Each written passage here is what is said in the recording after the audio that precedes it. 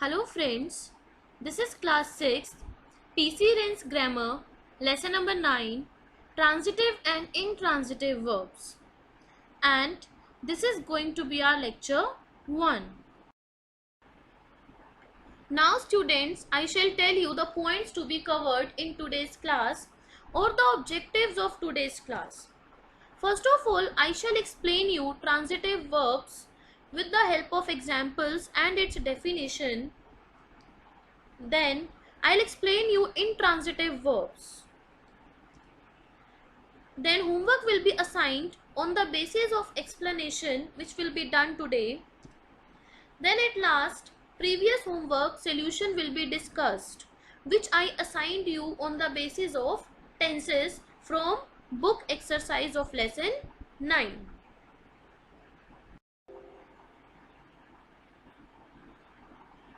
Types of finite verbs. There are two types of finite verbs. Number 1, transitive verbs. Number 2, intransitive verbs. First of all, we shall begin with transitive verbs. Transitive verb is one which has an object. For examples, the boy made a kite. Many people eat rice. I will talk to him. You can see in first sentence that the boy made a kite. We need to see the object after verb because object is placed after verb. So we will check the object after verb. Now the question is that how will we check the object whether it is there in the sentence or not? If we get the answer of what or whom just after verb, it means the sentence has object. Similarly, in the second sentence, many people eat rice. Here we are getting the answer of what. Many people eat what. If we get the answer of what or whom just after the verb, it means that particular sentence has an object. In third one, I will talk to him. I will talk to whom? Here we are getting the answer of whom. So this sentence also has an object. So you need not to look for these questions what or whom in the beginning of the sentence. You will not look for it in the beginning but after the verb. If you get the answer of what or whom just after verb, it means that particular sentence has an object.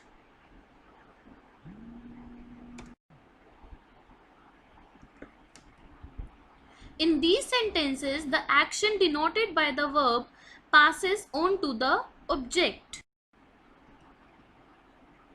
If you can provide an answer to the question what or whom after a verb, the verb is transitive. The same I explained you with the help of examples. If you get the answer of what or whom just after the verb, it means there is an object in that very sentence. That means that particular sentence has object and that is transitive verb. Now we shall begin with intransitive verb. What is it? A verb which does not require an object to complete its meaning is called intransitive verb. What does this mean? That the sentences which do not have object or which do not need object to complete their meaning, those sentences are known as the verbs in those sentences are known as intransitive verbs. For examples, the boy laughed. Here we are not getting the answer of what or whom. The boy laughed. This sentence is itself complete. This is complete sentence. We do not need any object to complete its meaning.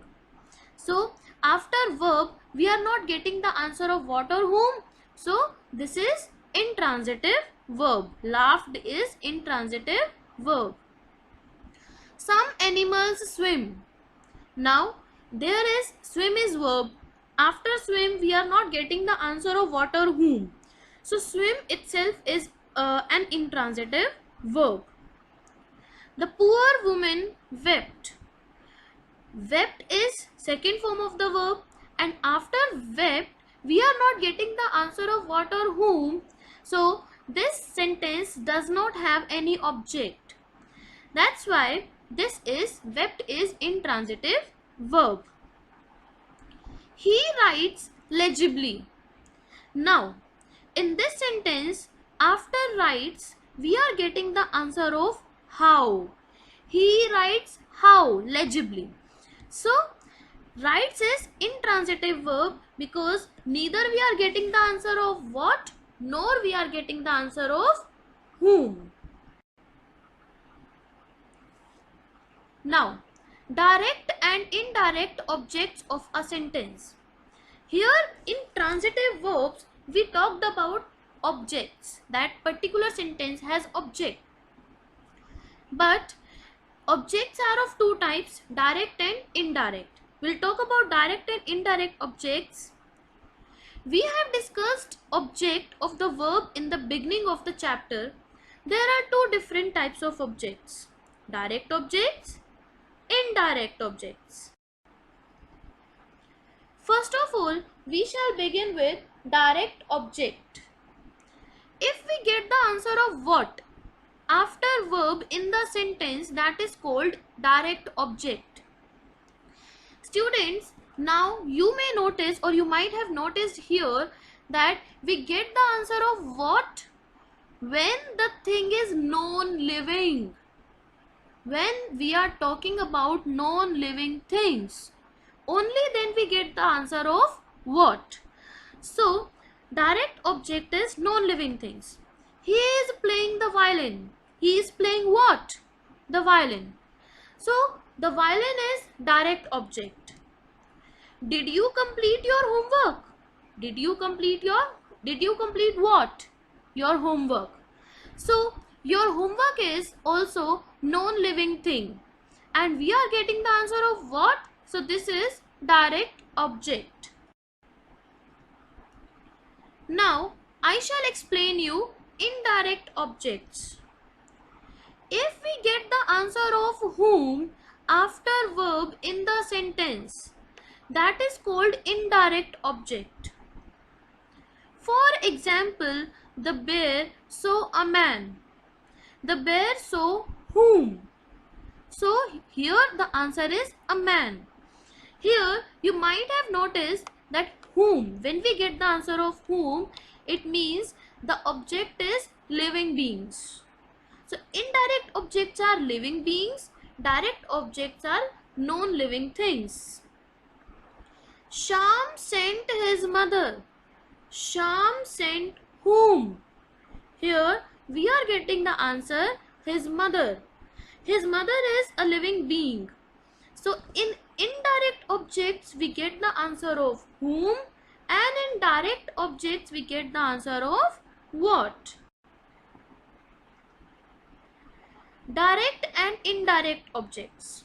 Now I would like to tell you one thing, that it is not compulsory that there will be only one object in a sentence. There can be direct object in a sentence or indirect object in a sentence, or there can be both the objects, means direct and indirect objects in a sentence. Number one, I bought bangles for my sister. Bought is a verb and we check objects after verb. Okay, bought is our verb. After bought there is one living being, that is my sister, and another is non-living thing. Non-living thing is bangles and living being is my sister. I told you when we get the answer of what, means non-living thing, that is direct object. So bangles is direct object, my sister is indirect object. I read the newspaper to my grandfather. Read is helping verb. Sorry, read is main verb. We need to check the objects after verb. The newspaper will be non-living being. Here we are getting the answer of what, so this will be direct object. My grandfather, I read the newspaper to whom? Here we are getting the answer of whom, so this is indirect object. Also, my grandfather is living being. For living being, that is indirect object. We gave a map to the tourist. So here verb is gave.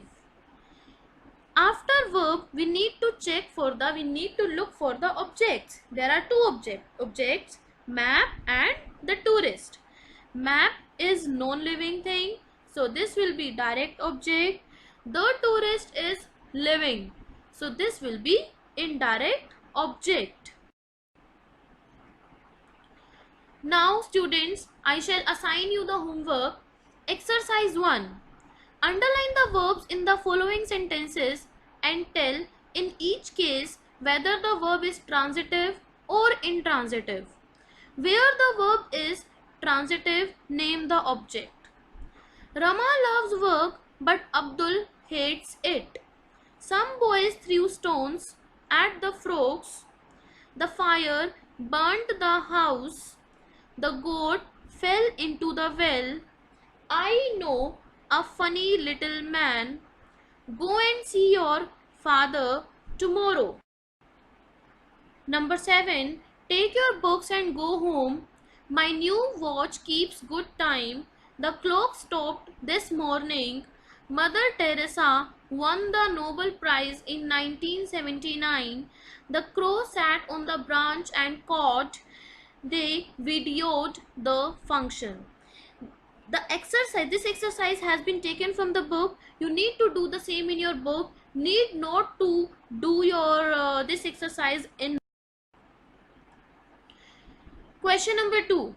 Complete the following sentences with an object. Means you need to write that object where you get the answer of what or whom. The teacher punished Mohan. You can write any name. So that you can get the answer of either what or whom. The teacher punished whom. Okay. In this way you need to fill in the blank. In the same way you are supposed to do this one also. Exercise 3. In the following sentences, underline the direct objects and circle the indirect object. Let me tell you the first one. My brother hit the ball with the racket. First of all, look for the verb in the same sentence. Hit is a verb. This is an action word. Okay. You need to look for the object just after verb. The ball. Ball is non-living thing. If it is non-living thing, it means this is direct object where you get the answer of what. Hit the ball with the racket. Now racket is also direct object because this is also non-living thing. So there can be two direct objects as well, two indirect objects, or one direct and one indirect object. Or there can be one direct, only one direct object, or only one indirect object. So you need to think for this. You need to look for the same. The same exercise is to be done in the book. Now, we shall discuss the homework which was being assigned in previous class. That was tenses. Complete the sentences using these verbs in the simple present tense. Number 1. The stars shine at night. Birds fly with their wings. Fish live in water. The plane flies at 6:15 a.m.